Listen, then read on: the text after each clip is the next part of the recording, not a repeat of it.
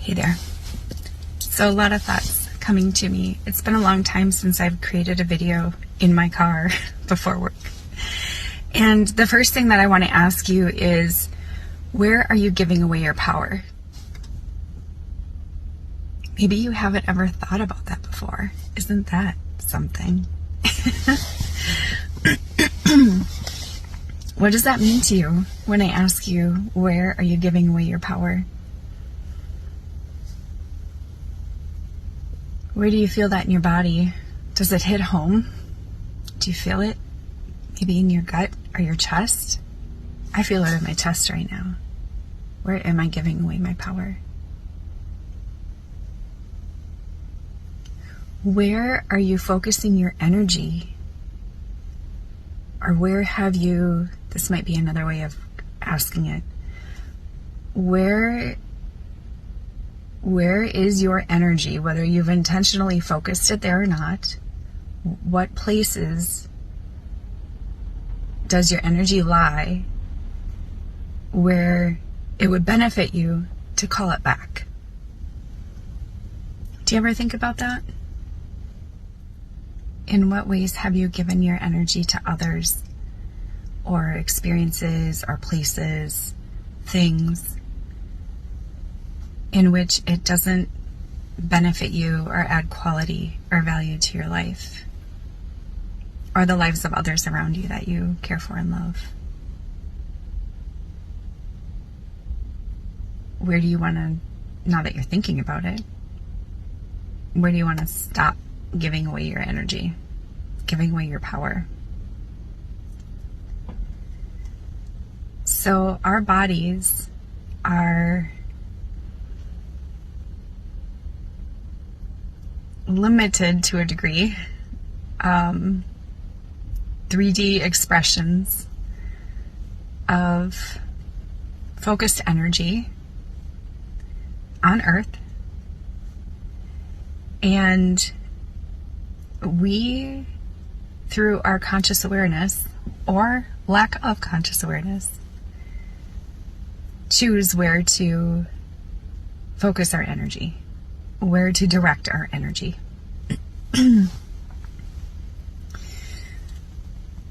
When you are not using your discernment, and I would, if you're not familiar with that word or haven't considered that word before, I would encourage you to feel into that, to look up its meaning, to get to know discernment and ways of practicing it.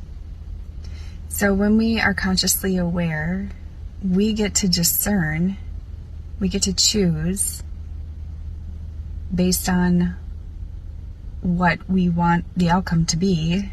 We get to choose where to focus our energy, where to funnel our energy, where to funnel our power. Power and energy are not necessarily the same things,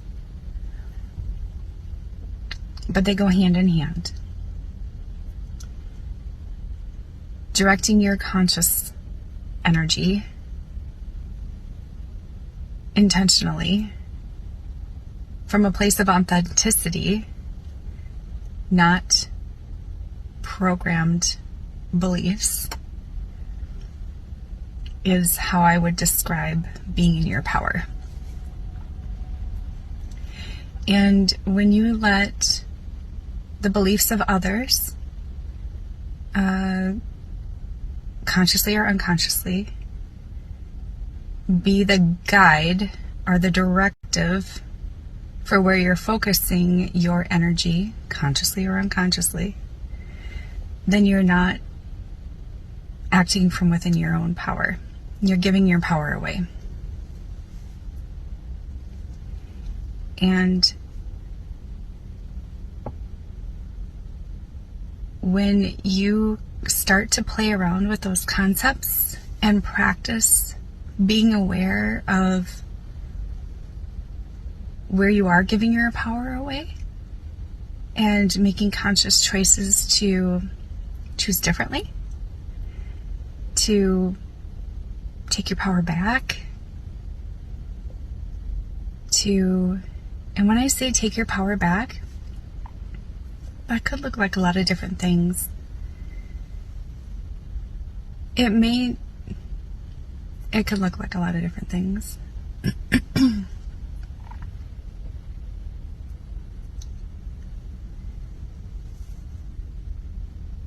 It doesn't have to be forceful. It doesn't have to be forceful to take your power back. In fact, it can be very quiet and unnoticeable to other people. But at the same time, if you are taking your power back from people that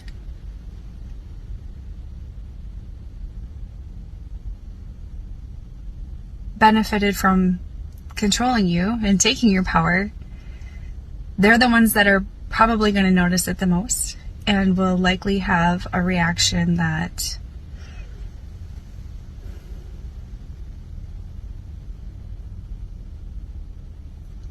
is not supportive of you taking your power back, of you focusing your energy and funneling it in ways that are more authentic to your expression, your purpose, your unique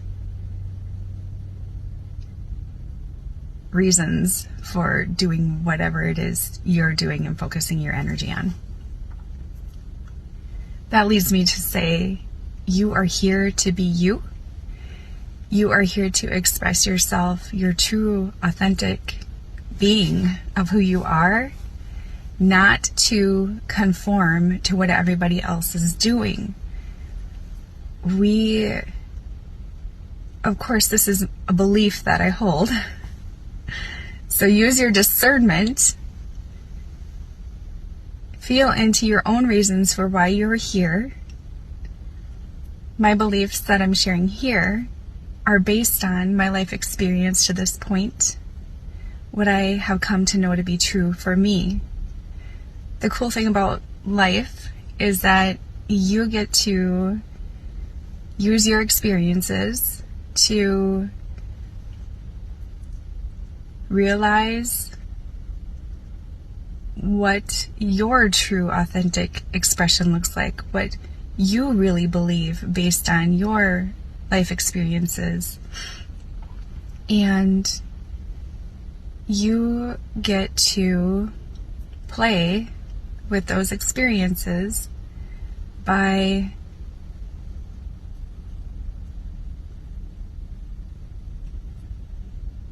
witnessing them, reflecting on them, asking yourself how you want to move forward in ways that feel aligned for you. And that is kind of the process for taking your power back. It's not something that you go into expecting to do perfectly. It's something that, it really is something that you play with. It may not always be fun as you're playing with it, especially if you come across folks where you are learning to take your power back. Another phrase or common way of saying this, which isn't exactly the same thing, but it's very much aligned to, they're very parallel, is setting boundaries, right? So I say play with it in the way of like experimenting with it. Reflect on what your current state is and how you're feeling in the moment about thoughts, choices, decisions that you've made, beliefs that others have instilled in you or programmed, others or society or TV or social media, all of that. Experiment with it, play with it. You made a decision to do A, B, or C based on what you heard or thought or believed about this thing over here. And you play with it by taking a step back and reflecting on how that experience played out for you, how your body responded to it, how your thoughts responded to it, how your feelings responded to it, how you feel really deep down about that.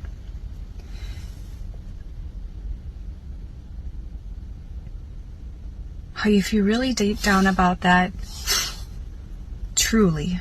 Like, we can tell ourselves all kinds of things to rationalize why something should be this way, but how do you truly feel about it? So when you're witnessing and reflecting, don't abandon your true self by rationalizing reasons. Really feel into it. And if it doesn't feel aligned, then play with it, experiment with it by responding differently in the future, or saying to yourself or making a promise to yourself that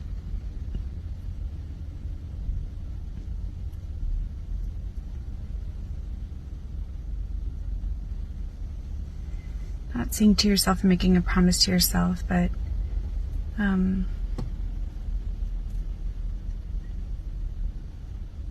make a resolution to respond differently in the future and be gentle with yourself. So if that situation comes up again and you are aware that you had made this resolution to respond differently, but you actually, in how it plays out, don't respond differently, don't beat yourself up over it. Witness that.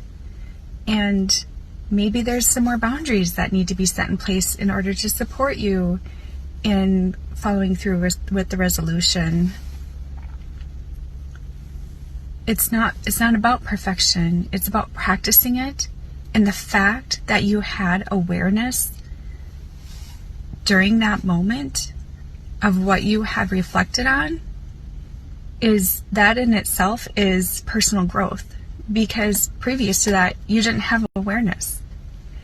And as you practice and play with these things in your life, you will very steadily start to become in your power again. There's all kinds of ways where you can call your power back, like through affirmations and meditations and visualizations, and you can find those all over YouTube, all over the internet. You can just type in, I want to call my power back, or meditation to call my power back, and absolutely play and practice with those too. Experiment with those. Do one of those and then see how you feel as you go into your day. Ultimately, though, I think the reason that I asked this question is because I believe in my heart that the more people who do come into their power,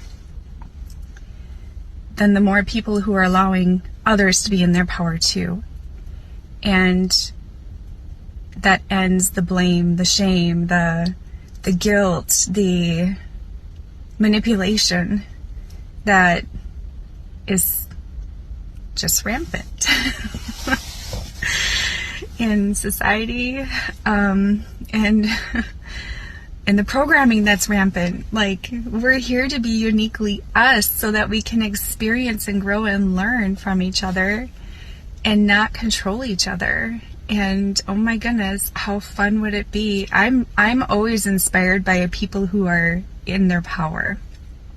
And interestingly enough, if you're not in your power, that can feel in your power. If you're not in your power, if you're not acting from a place of authenticity, that can also be a put off for you when you come across somebody who is acting from their authenticity and is acting from within their power and is mastering the focus of their energy consciously.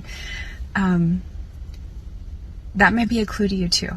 So if you're put off by that, that could be a very big clue that you are giving your power away. And it does take accountability to practice these things, personal accountability. And if you're not necessarily ready for the work that comes with it, then you don't necessarily want to hear that. You don't necessarily want to hear this message, and you're probably not even listening to it right now. And you don't necessarily want to be around people who are role modeling it. So